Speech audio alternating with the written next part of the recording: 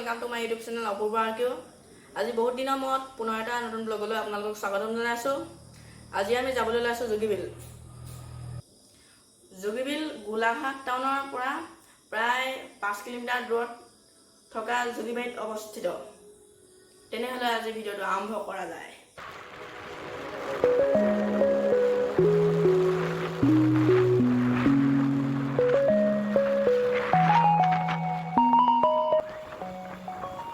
বন্ধুসকল, আমি আহি এয়া যোগীবিল পাই গ'লোহি। যোগীবিলৰ মূল গেটৰ বাহিৰৰ কিছুমান দৃশ্য আপোনালোকক দেখাবলৈ চেষ্টা কৰিছোঁ।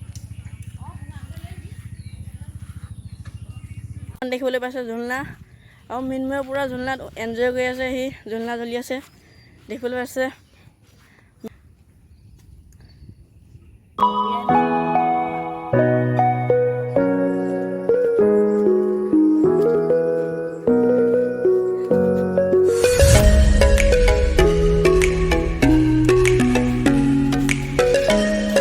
বন্ধুসকল, আমি এয়া যোগীবিলৰ ভিতৰত প্ৰৱেশ কৰিলোঁ। এয়া আগত দেখিবলৈ পাইছে এটা জিৰণি ঘৰ আৰু এইটো চাইডে এখন হোটেল আৰু এই কাষত দেখিবলৈ পাইছে বিভিন্ন ধৰণৰ পদুম ফুল আৰু ঘাঁহ, চাৰিওদিশে সেউজীয়া পৰিৱেশ আৰু বৰ্তমান পদুম ফুলবোৰ বৰ সুন্দৰকৈ ফুলি আছে।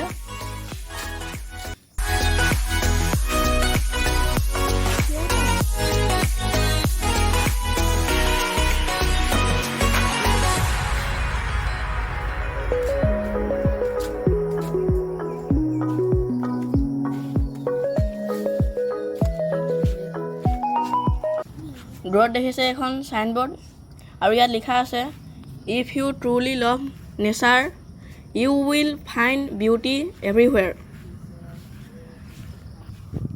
আৰু সেয়া অলপ আগত এজনী বৰ ডাঙৰ মাছ দেখিবলৈ পাইছে। আমি এতিয়া সেই মাছজনী চাবলৈ গৈ আছোঁ।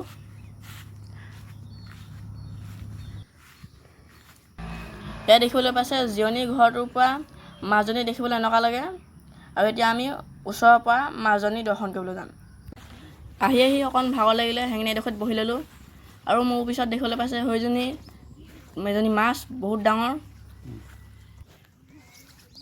এই চাইনবোৰ্ডখনত খোমটাইক পৰিষ্কাৰ কৰি ৰাখিবলৈ অনুৰোধ কৰা হৈছে।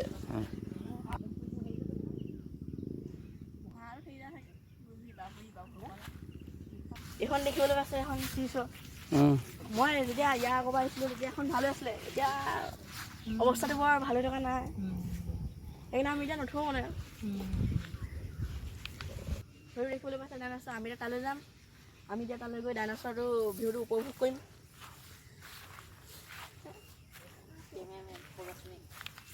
এয়া বন্ধুসকল দেখিবলৈ পাইছে মই মৃন্ময়ৰ লগত আহিছোঁ। এয়া হৈছে মৃন্ময় আৰু মৃন্ময়েও পূৰা এতিয়া এনজয় কৰি আছে। বন্ধুসকল, এয়া দেখিবলৈ পাইছে আমি ডাইনছৰটোৰ ওচৰলৈ গৈ আছোঁ। হয়তো দেখিবলৈ পাইছে ডাইনছৰ। সেয়া পাইছোঁ আছে বগৰী গছ লগা নাই বাৰু।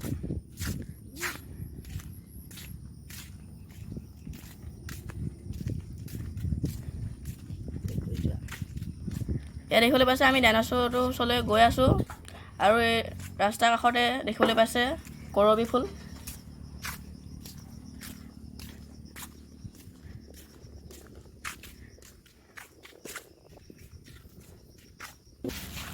এয়া দেখিবলৈ পাইছে ডাইনছৰটো আকাৰটো বহুত ডাঙৰ, কিন্তু দেখিবলৈ ইয়াক বহুত ধুনীয়া লাগিছে।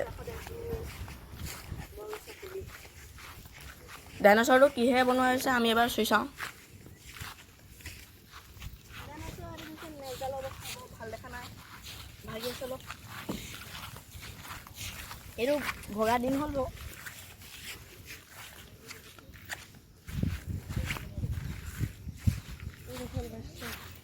এটা বিৰাট ডাইনছৰ। আপোনালোকে আহিব পাৰে ডাইনছৰ চাবলৈ যোগীবাৰী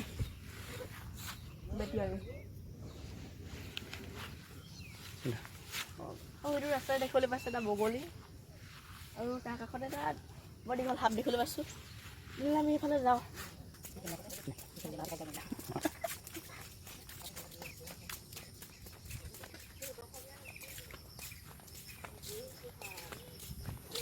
এইটোহে বগলীটো। যিটো কথা আপোনালোকক কৈছিলোঁ হ'লে ইয়াক ওচৰৰ পৰা চাবলৈ বহুত ধুনীয়া লাগিছে।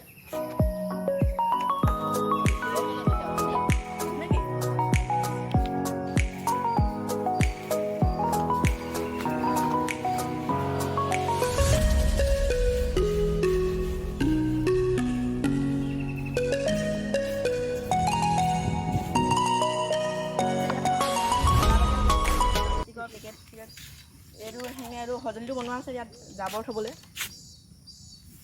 এইটো সঁজুলি, এইটো এটা স্পিনিং হুইল। মৃন্ময় আৰু মই ইয়াত উঠি অকণমান আনন্দ উপভোগ কৰিছোঁ। এইটো যথেষ্ট পুৰণি হৈছে যদিও যথেষ্ট ভাল হৈ আছে, ভাল লাগিছে উঠি।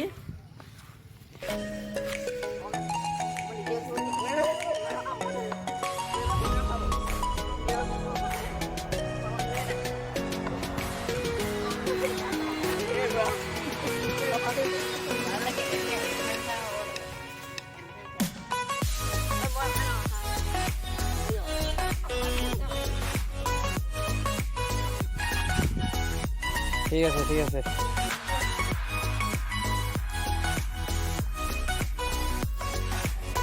এইখন খেলা বস্তু যদিও আৰ্মি ট্ৰেইনিঙৰ নিচিনা লাগিছে, উঠি বহুত ভাল লাগিছে।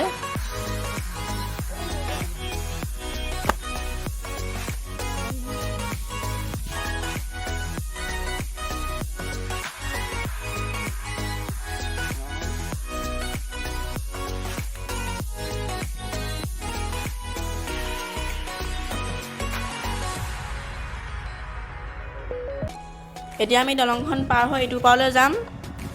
তাত থকা মন্দিৰটো আমি দৰ্শন কৰিম আৰু তাৰ আশে পাশে থকা বিভিন্ন ধৰণৰ প্ৰাকৃতিক দৃশ্যবোৰ আপোনালোকক দেখাবলৈ চেষ্টা কৰিম।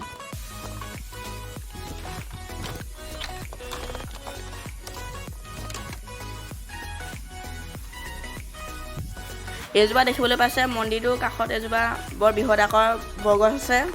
এইজোপা প্ৰায় 150 বছৰ পুৰণি গছ। এই গছজোপা আচলতে যোগীবাৰী অঞ্চলটোৰ ভিতৰতে পুৰণি গছ।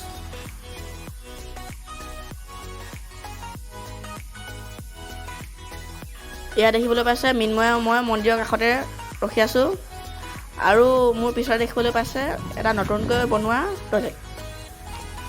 আমি ইয়াৰ আগৰবাৰ আহোঁতে এই টয়লেটটো নিৰ্মাণ কৰি থকা হৈছিল।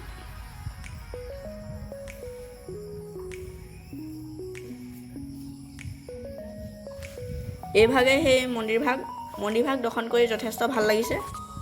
ভাবিবই নোৱাৰি যে এই ঠাইডোখৰত এভাগ মন্দিৰ আছে।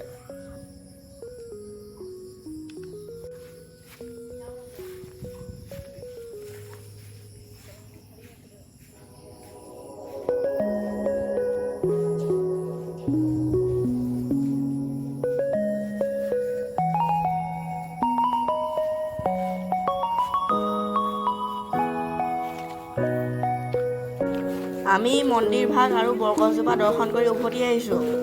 সন্মুখত দেখিবলৈ পাইছে এজোপা জিৰণি ল'ব পৰা বৰগছ। তাৰ তলত কেইবাখনো চকীৰ ব্যৱস্থা কৰা হৈছে।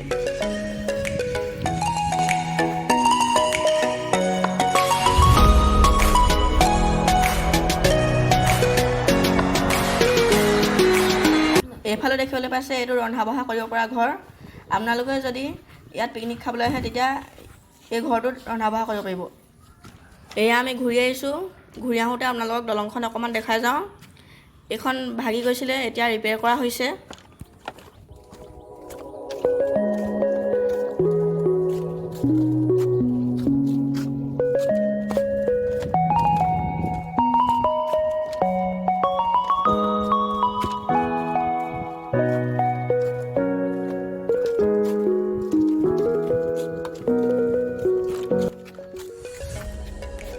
অৱশেষত বিলখন ঘূৰি ঘূৰি আমি যথেষ্ট ভাগৰুৱা অনুভৱ কৰিছোঁ আৰু আমি ঘৰমুৱা হৈ বিলখনৰ পৰা উভতি যাবলৈ লৈছোঁ। বন্ধুসকল, আজিৰ ভিডিঅ'টো ইমানতে সামৰণি মাৰিছোঁ। ইয়াৰ পিছৰ ভিডিঅ'বোৰত আপোনালোকক আকৌ লগ পাম। ইয়াৰ পৰৱৰ্তী ভিডিঅ'সমূহ আপোনালোকে পাই থাকিবলৈ মোৰ চেনেলটো ছাবস্ক্ৰাইব কৰিব আৰু ভিডিঅ'বোৰ লাইক কৰিব, শ্বেয়াৰ কৰিব, কমেণ্ট কৰিব। ধন্যবাদ।